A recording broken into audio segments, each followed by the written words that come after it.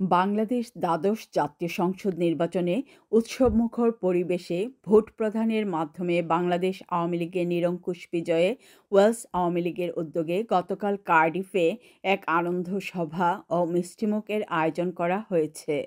Wales Awami লীগের প্রতিষ্ঠাতা সভাপতি মোহাম্মদ ফিরোজ আহমেদের সভাপতিত্বে ও সাধারণ সম্পাদক এম মালিকের পরিচালনায় অনুষ্ঠিত সভায় বক্তব্য রাখেন ওয়েলস আওয়ামী লীগের সিনিয়র সহসভাপতি মোহাম্মদ মকিস মনসুর, সাইফুল ইসলাম নজরুল, রহমান মধু, গোলাম মর্তুজা, লিয়াকত আলী ও শেখ মোহাম্মদ আনোয়ার সহ অন্যান্য নেতৃবৃন্দ।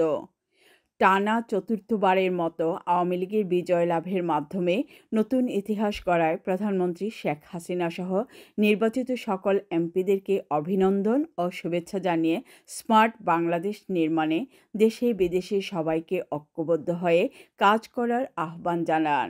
Sabina Yasmin, focus TV.